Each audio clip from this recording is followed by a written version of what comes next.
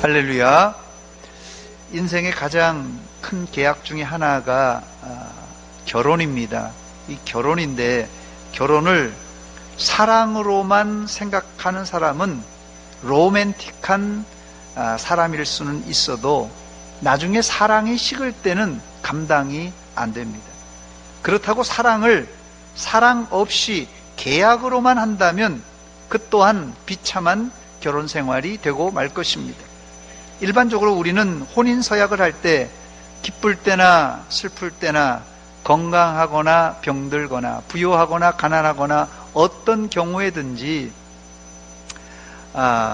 이제 이 남자만을, 이 여자만을 사랑하고 존중히 여기며 도와주고 보호하며 일정한 부부의 대의와 정조를 굳게 지키기로 서약합니다 라고 약속합니다. 그런데 이 서약 가운데 이 앞에 부분들이 실제 결혼 생활의 중요한 부분입니다. 기쁠 때나 슬플 때나 건강하거나 병들거나 부유하거나 가난하거나 어떤 경우든지 이 남자만을, 이 여자만을 사랑하고 존중히 여기고 도와주고 또 보호한다. 이 부분이 결혼 생활의 대부분의 이런 차지하는 영역입니다. 그럼에도 앞에 부분들은 이 법적인 구속력이 약한 부분들입니다. 그러나 뒤에 부분은 사람들이 상당히 중요하게 생각합니다. 일정한 부부의 대의와 정조를 지키는 것, 이 부분이 어겼을 때는 이혼은 물론 이 법적 책임을 묻기도 합니다. 오늘 제가 이 결혼 언약에 대해서 설명하는 이유는 첫 번째로 시내산 언약을 설명하기 위해서입니다. 언약은 히브리어로 이 베리트라고 말하는데요. 이 베리트라는 단어는 영어로 커버넌트라고 합니다. 이 의미는 자르다 혹은 쪼개다 라는 뜻을 가지고 있어요. 여러분, 이 언약이라는 단어가 왜 자르다, 쪼개다 라는 의미를 가졌을까요? 그 이유는 우리가 거슬러 올라가 봐야 되는데, 고대에 상호 언약을 체결할 때는 재물을 갖다 놓고 그 재물에 배를 갈라서 양쪽을 쫙 쪼개는 의식을 행한다고 합니다. 바로 거기서 유래된 말이 바로 언약이라는 베리트라는 단어입니다. 창세기 15장에 하나님이 아브람과 언약을 맺을 때 3년 된 암소, 그리고 암염소, 그리고 순양의 가운데를 딱 쪼개 놓습니다. 그리고 산비둘기, 집비둘기는 이 목을 비틀어 끊어버립니다. 재물을 쪼개거나 머리를 비트는 이유는 만약에 양 쌍방 간에 약속을 했지만은 이 약속을 어겼을 경우에는 바로 이렇게 비참하게 짐승의 배를 갈라서 두 쪽을 나누고 이 비둘기의 머리를 비틀어서 이렇게 비참하게 죽이는 것을, 죽음에 이르게 될 것을 암시하는 의식입니다. 좀 무섭지만은 우리가 한 번 한 약속은 목숨을 걸고 지켜야 한다는 뜻입니다. 그런 차원에서 하나님은 아담과도 언약을 맺을 때 이것을 신학적으로는 행위 언약이라 이렇게 말하는데, 생명을 걸고 언약을 맺습니다. 창세기 2장 17절 말씀 보니까 선악을 알게 하는 나무의 열매를 먹지 말라. 이게 먹느냐 안 먹느냐, 이 먹지 말라라는 언약입니다. 내가 먹는 날에는 반드시 죽으리라 했습니다. 그러므로 성도는 한 번 한 언약은 목숨을 걸고 지켜야 하고, 또 지키지 못할 약속이라면 아예 하지 말아야 할 것입니다. 그런데 하나님은 아브람과 언약을 맺을 때 짐승을 쪼개 놓는 것으로 끝나지 않고 그 쪼갠 사이로 하나님의 불이 지나감으로 사인을 남겼습니다. 한마디로 얘기해서 불도장을 찍은 것입니다. 창세기 15장 17절입니다. 해가 져서 어두울 때에 연기나는 화로가 보이며 타는 횃불이 쪼갠 고기 사이로 지나더라 그랬습니다. 이런 불도장은 후에도 계속되는데 사사기 시대에 삼손의 부모에게도 이런 현상이 있었고, 엘리야 시대에는 갈멜산에서, 또 솔로몬 시대에는 성전을 건축하고 봉헌할 때 하늘에서 불이 떨어져 제단의 제물을 완전히 살라버렸습니다. 하나님은 인간들과 언약을 맺으실 때 생명을 내걸고 언약을 맺으시는데, 그것을 더 확인하기 위해서 불도장까지 찍어 확인하셨습니다. 즉 하나님은 생명으로 언약을 지키시는 분이십니다. 오늘 본문에도 언약의 피를 뿌리는 장면이 나오는데, 언약을 맺고 심지어는 확인사살로 언약의 피를 뿌림으로 완전하게 언약을 맺습니다. 두 번째, 그런데 사실 이스라엘은 이미 하나님의 언약 관계에 들어와 있는 상태였습니다. 그 근거는 아브람 시대로 거슬러 올라가야 되는데, 창세기 17장 7절 말씀에 보니까 내가 내 언약을 나와 너, 지금 아브람과 하나님이 언약 맺는 거예요. 나와 너 및 내 대대 후손 사이에 세워서 영원한 언약을 삼고 너와 내 후손의 하나님이 되리라, 이렇게 약속하였어요. 여기 보니까 하나님은 아브람과만 언약을 맺은 것이 아니라 그 언약을 너와 내 후손에게까지도 맺겠다고 말씀합니다.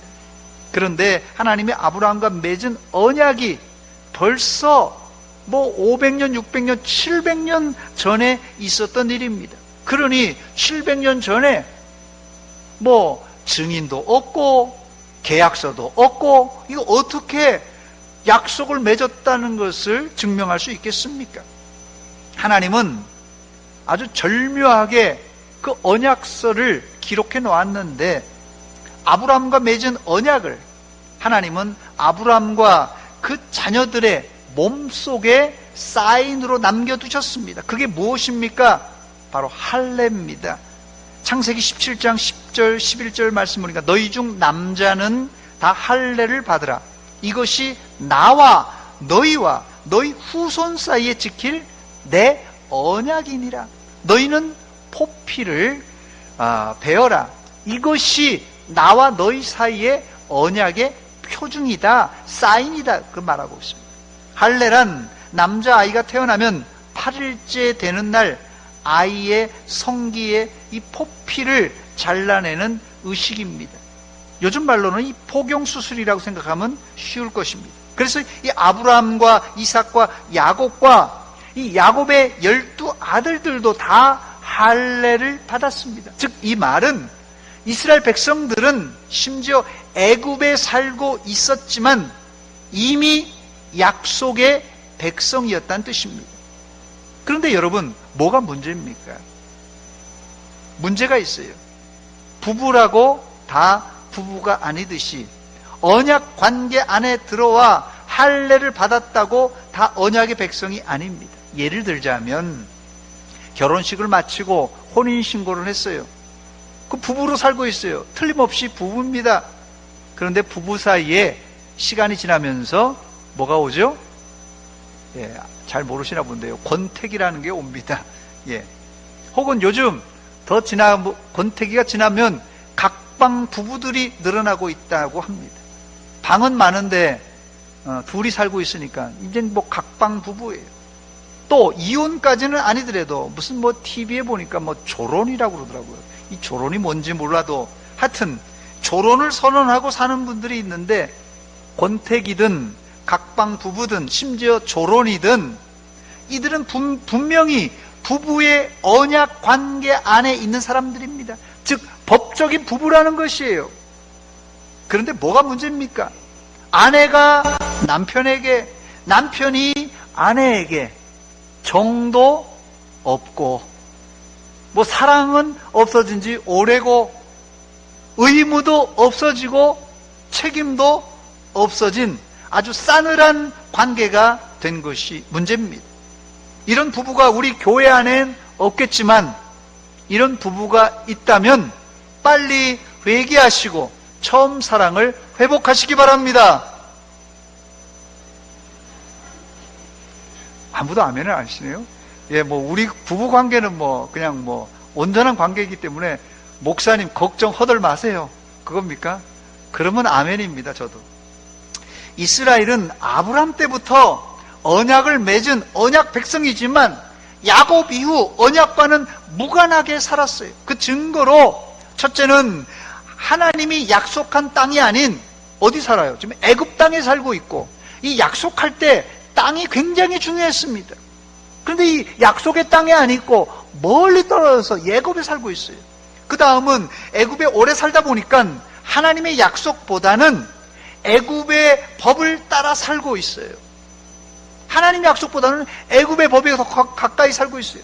더 심각한 것은 애굽의 우상에 노출되어서 하나님 절대 사상이 흐릿흐릿한 상태가 되고 말았습니다.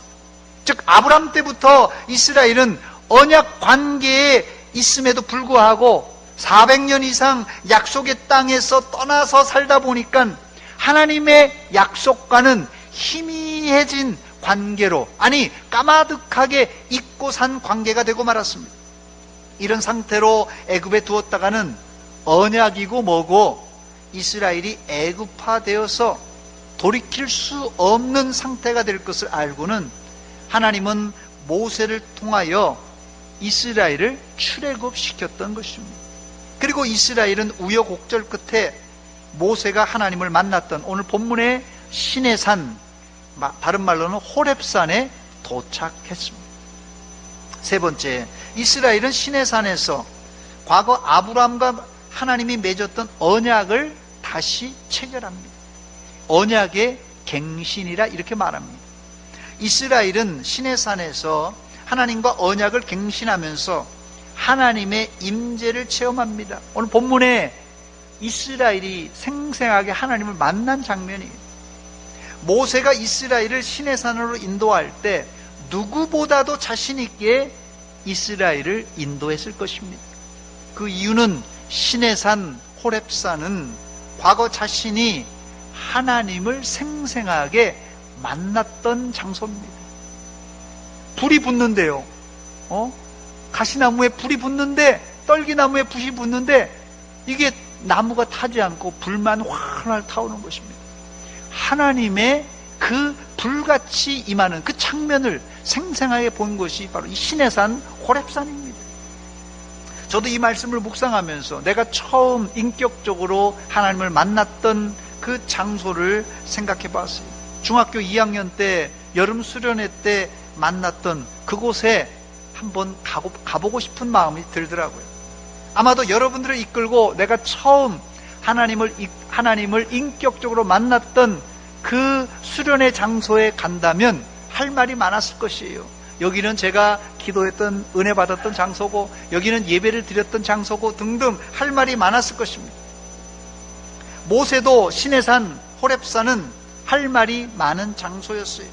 아니나 다를까 하나님은 매일같이 구름기둥, 불기둥으로 나타나시다가 이 시내산에서는 친히 오늘 본문에서 보니까 강림하셔서 모세와 지도자들 그리고 이스라엘 백성들에게 자신의 정체를 드러냈습니다. 이스라엘은 처음이지만 모세는 너무나 친숙한 장소였어요. 감사하게도 시내산에서 온 이스라엘은 모세가 만난 하나님, 그 모세를 만난 하나님을 만나는 동시에 여기서 언약의 백성인 것을 재확인하고 하나님과 정식으로 언약의 피를 뿌리며 정식 언약을 체결합니다. 이때까지만 해도 이스라엘은 아직 하나님에 대한 경험이 없던 민족이었어요. 단지 우리 조상 아브람과 이삭과 야곱의 하나님이라고 믿는 정도였습니다. 그러므로 이스라엘은 시내산에서 조상의 하나님이 아니라 나의 하나님으로 만나는 것이 절실했습니다. 현재 한국교회의 문제가 무엇입니까? 부모 세대, 조부모 세대는 생생하게 하나님을 만났고 성령 충만을 체험한 시대입니다. 그러나 부모가 자녀에게 신앙을 전수해 주긴 했지만 자녀들이 신앙생활을 하면서도 인격적으로 하나님을 만나지 못한 결과 한국교회는 서서히 이제 가라앉고 있습니다. 출애굽한 이스라엘도 조상의 하나님을 나의 하나님으로 만나는 것이 절실했어요. 그래서 하나님은 시내산에서 이스라엘과 만나 이 언약을 체결하며 이스라엘이 하나님 백성됨을 재확인하고 있습니다. 네 번째, 그러나 불행히도 이스라엘은 이런 체험을 하기도 전에 시내산 밑에서 송아지 우상을 만들고 우상 숭배를 하고 맙니다.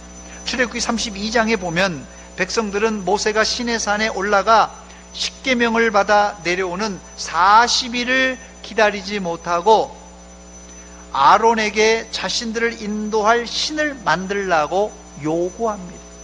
이때 아론이 이스라엘을 말려야 했지만 아론은 백성들에게 금고리를 빼오라고 하고는 그 고리로 금송아지 형상을 만들었습니다.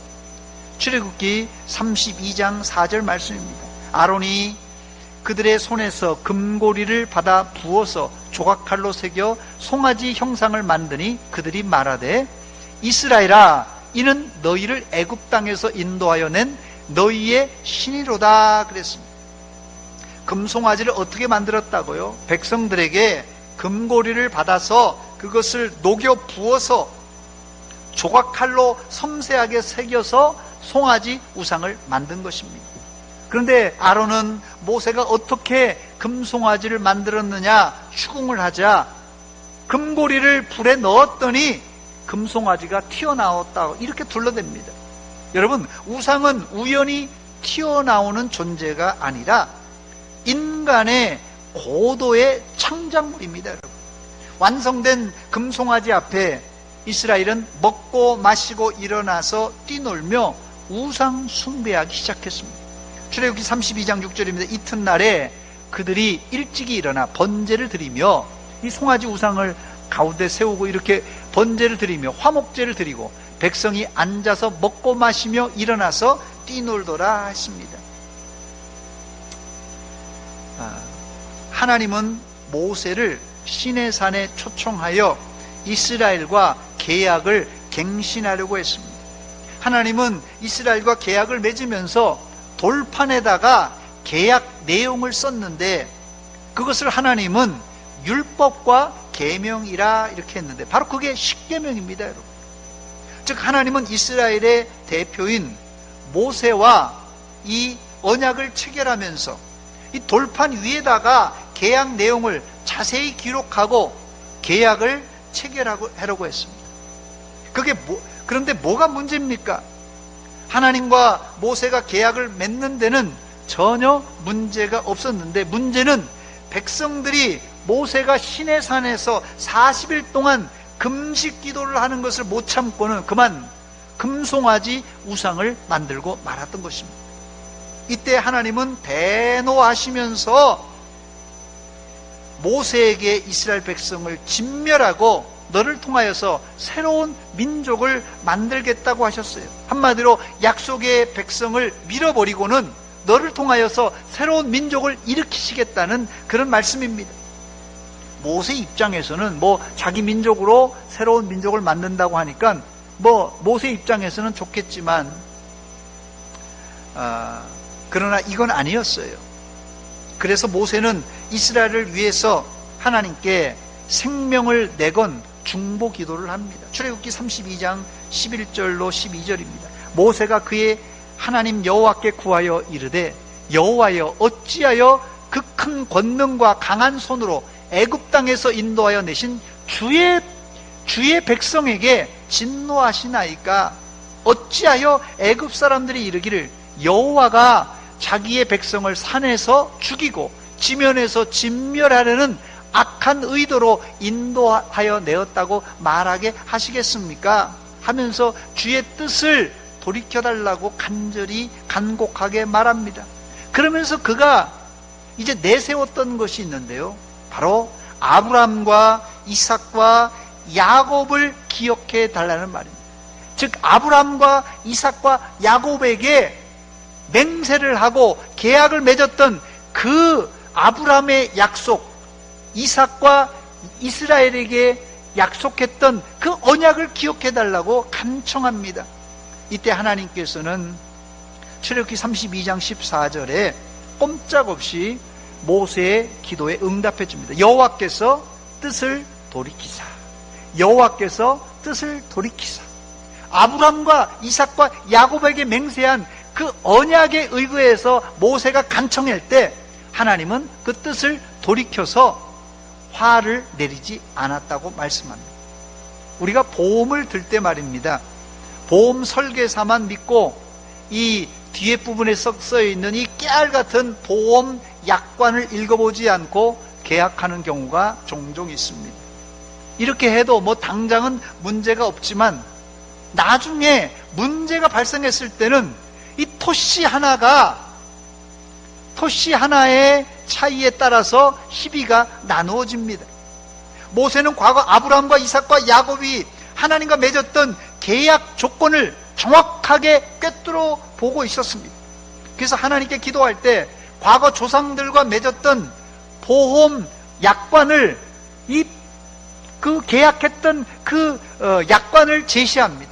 이때 하나님은 곧바로 자기의 뜻을 돌이키시고 모세의 뜻대로 이스라엘을 살려줍니다.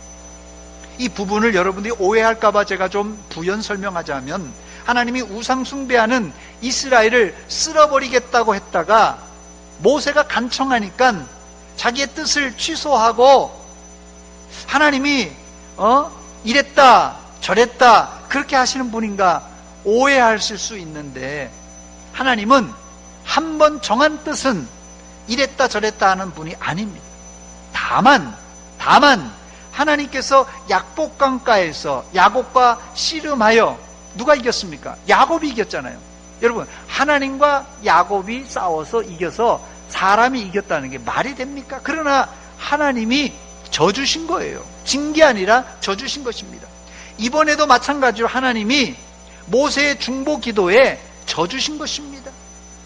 본문을 읽어보면 하나님이 금송아지 우상을 만들었을 때 화가 그냥 얼마나 나는지 몰라요.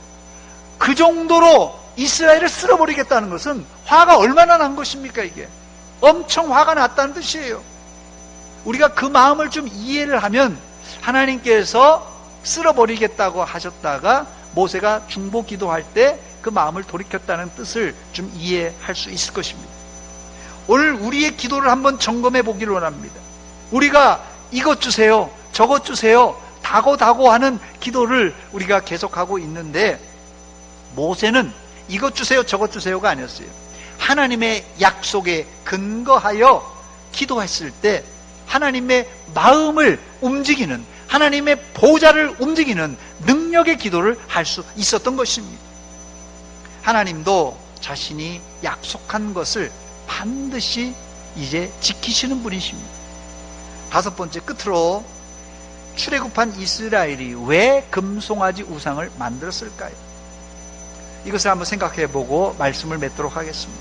사실 이스라엘이 만든 금송아지는 우상이 아니라 자신들을 출애굽시킨 하나님을 형상으로 만든 것입니다. 방금 홍해의 기적을 통과한 이스라엘이 어떻게 의리 없이 하나님을 버리고 바로 우상 숭배할 수 있었겠습니까? 그들은 우상을 만든 것이 아니라 자신을 인도하신 하나님의 형상을 만든 것뿐입니다. 출애굽기 32장 4절입니다. 아론이 그들의 손에서 금고리를 받아 부어서 조각칼로 새겨 송아지 우상을 만드니 그들이 말하되, 뭐라고요? 이스라엘아, 이는, 송아지를 보고 말합니다, 너희를 애굽 땅에서 인도하여 낸 너희의 신이로다 그랬어요. 아론의 말을 잘 살펴보시기 바랍니다. 아론은 우상을 절대 만든 것이 아니라 너희를 애굽 땅에서 인도하여 낸 바로 그 신 여호와 하나님이라고 지금 금송아지를 만들어 놓고 얘기하는 것이에요. 그리고 그 다음날 우상의 절일이 아니라 여호와의 절일에 제사를 드립니다. 출애굽기 32장 5절입니다. 아론이 보고 그 앞에 제단을 쌓고 이에 아론이 공포하여 이르되, 내일은 우상의 절일이 아니라, 금송아지의 절일이 아니라 누구의 절일이요? 여호와의 절일이라 그랬어요. 즉 이들 입장에서 금송아지는 우상이 아니라 하나님 그 자체였어요. 그래서 전혀 마음에 가책도 없었어요. 우상 숭배한다는 가책도 없었어요. 그러나 하나님은 정확하게 이것을 우상 숭배라고 말씀하십니다. 이스라엘과 아론의 문제가 뭡니까? 이스라엘 백성들과 아론의 문제는 하나님을 형상화한 것이에요. 잘 들으시기 바랍니다. 여러분, 아론과 이스라엘이 큰 문제가 있었던 게 아니에요. 하나님을 형상화한 것이 문제였어요. 이것은 유일한 인간이, 유한한 인간이 저지를 수 있는 가장 짓기 쉬운 죄입니다, 여러분. 그런데 이 죄는 간단한 죄가 아니라 아주 큰 죄예요. 그 이유는 인간이 우상을 만든 최초의 목적은, 아론과 이스라엘 백성들이 우상 금송아지 만든 최초의 목적이 뭡니까? 그것은 엉뚱하게도 하나님을 잘 섬겨보겠다는 의도예요. 그들이 하나님 버리려고 우상 만든 게 아닙니다. 금송아지 만든 게 아니에요. 하나님을 형상화해서 하나님을 더 잘 믿어보겠다는 의도입니다. 그러나 결국은 하나님을 인간이 언제든지 만져볼 수 있는, 송아지를 만져볼 수 있잖아요. 언제든지 볼 수 있잖아요. 자기의 소유물로 만들려고 했던 것이 바로 이게 문제입니다. 우상이란 바로 이런 것이에요. 우상은 인간이 눈에 안 보이는 하나님을 자신의 손으로 만져보고 눈으로 볼 수 있는, 즉 소유하려는 의도에서 나온 것입니다. 그렇다면 이스라엘이 왜 이런 일을 한 것입니까? 그 이유는 자신들의 미래가 불안하고 또 언제 아말렉 같은 적군이 나타날지 모르니까 두려워서, 더 나아가서는 마실 물과 먹을 이 만나, 메추라기가 떨어질까봐 그들은 송아지 우상이라고 하는 바로 하나님을 만들어냈던 것입니다. 지금도 하나님을 이런 식으로 필요할 때 꺼내서 보고 도움을 구하는 수단으로 생각하는 현대판 출애굽 성도들이 교회에 많다는 사실입니다. 저는 이 설교를 준비하면서 곰곰이 생각해 봤어요. 하나님을 자기 필요에 따라 조종하고 필요할 때 도움을 구하는 수단으로 생각하는 현대판 출애굽 성도들이 우리 교회 안에 얼마나 있을까 고민했습니다. 제 개인적인 소견입니다만은 하나님을 자기 필요에 따라 조종하고 필요할 때마다 꺼내서 도움을 구하는 수단으로 생각하는 현대판 출애굽 성도들이 교회 안에 조금이 아니라 많다는 사실입니다. 송아지 우상은 3500년 전에 이스라엘만의 문제가 아닙니다. 금송아지는 지금도 현대 그리스도인들이 만들어내는 하나님이에요. 하나님은 이런 우상을 십계명에도 첫 번째, 두 번째 하지 말라고 금지하셨습니다. 여러분들은 꿈에라도 금송아지를 만들지 말고 오직 하나님만 섬기시기를 축원합니다. 그렇다면 현대인들이 만들어내는 금송아지란 무엇입니까? 우상은 하나님보다 더 좋아하는 것들이에요. 우상은 복잡한 게 아니에요. 지금 금송아지 만들어내는 사람이 어디 있겠어요? 우상은 하나님보다 내가 더 좋아하는 겁니다. 여러분 한번 곰곰이 생각해 보시기 바랍니다. 이 시간 한번 생각해 보세요. 내가 하나님보다 더 의지하는 것, 내가 하나님보다 더 좋아하는 것이 무언가? 황금 만능 시대에 돈이 현대인의 최고의 우상입니다. 돈이면 안 되는 게 없는 세상이에요. 돈이 현대인의 최고의 우상입니다. 하나님보다 돈을 더 사랑하거나 하나님보다 돈을 더 의지했다면 그게 우상입니다. 그러나 더 본질적인 우상이 있는데 바로 나라는 우상입니다. 나라는 우상이에요. 세상이 두 쪽 나도 내가 편하면 괜찮고 남의 암이 내 감기보다 내 감기가 남의 암보다 더 아파하는 이기적인 존재가 인간입니다. 인간은 남의 암보다 내 감기가 더 아픈 거예요. 말세의 사람들은 나라고 하는 황금 송아지를 건강, 웰빙이라는 단어로 미화시켜서 신주단지 모시듯 합니다. 조금이라도 깨지면 안 되고, 조금이라도 더우면 안 되고, 조금이라도 추우면 안 되고, 나라는 우상이 이게 신주단지 모시듯 하고 있어요. 건강과 웰빙이라는 그런 아주 고상한 용어로 말이에요. 여러분들은 출애굽할 때 저지른 이스라엘의 실수를 거울 삼아 돈과 나보다 하나님만 섬기시고 하나님과 맺은 새 언약, 새 계명인, 새 언약, 새 계명이 뭡니까? 하나님 사랑, 이웃 사랑, 그리고 교회 안에서는 서로 사랑을 실천함으로 돈과 자기라는 금송아지를 뛰어넘는 신앙의 고수들이 되시기를 주의 이름으로 축원합니다. 사랑하는 여러분, 신앙은 일종의 계약입니다. 어떤 계약입니까? 내가 하나님을 나의 창조주, 나의 구원주로 믿는다는 계약이고, 하나님은 우리를 하나님을 믿을 때 성경에 기록된 모든 복을 주실 것이라는 계약입니다. 불행히도 이스라엘은 계약의 문제가 아니라 계약하는 40일을 못 참고 우상 숭배하다가 지구상에서 진멸당할 뻔했습니다. 이제 우리는 출애굽을 복귀하면서 하나님과 맺은 언약을 지키되 언약의 본래 의미처럼 언약의 피를 뿌렸다는 것은요, 생명을 걸고 언약을 맺었다는 것이, 생명을 바쳐서 하나님과 맺은 언약을 지키시는 성도들이 되시기를 주의 이름으로 축원합니다. 이렇게 생명 바쳐 우리의 약속을 지킨다고 할 때 우리의 신앙은 어린아이 같은 신앙에서, 우리가 쉬울 때 언약했다가 괴로우면 언약을 파기하는 그런 사람은 아직 연약한 성도예요. 그런데 생명 바쳐, 목숨 바쳐 신앙을 지키겠다고 하는 그런 단단한 언약에 서 있는 사람은 어린아이 같은 신앙에서 장성한 신앙으로 한 단계 올라가는 그런 성도입니다. 반주 주시기 바랍니다. 그래서 우리의 신앙이 이제는 낮은 신앙이 아니라 올라가고 올라가는, 언약을 지키는, 생명 다해 지키는 그런 성도가 되시기 바랍니다.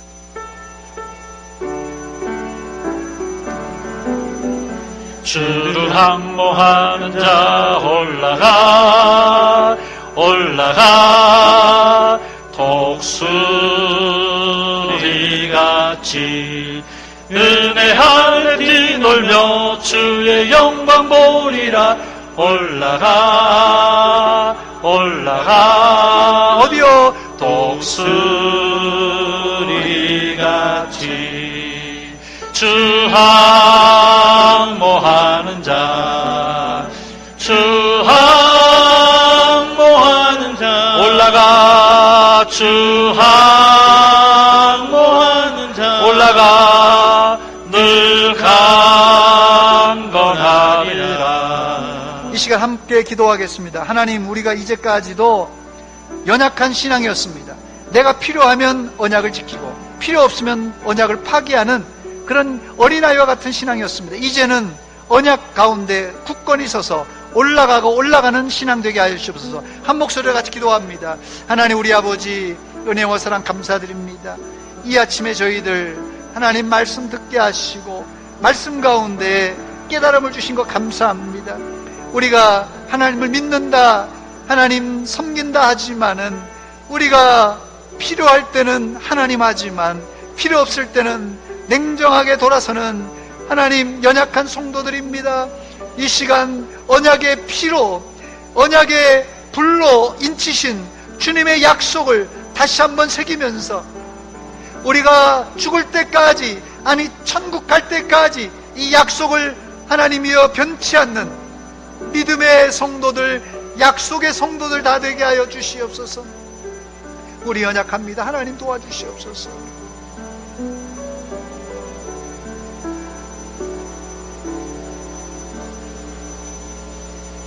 하나님, 우리 아버지 은혜와 사랑 감사드립니다. 우리가 예수 잘 믿겠다고 믿음이 뜨거울 때는 단단하게 약속하지만 환경과 조금만 시련이 올지라도 우리가 하나님을 믿는 믿음이 느슨해지고 약속을 파기하며 내 마음대로 자행자지했던 저희들입니다. 이 낮은 신앙에서 이젠 독수리같이 올라가고 올라가는 생명 걸고 목숨 걸고 하나님의 약속을 지키는 믿음의 백성들 다 되게 하여 주시옵소서.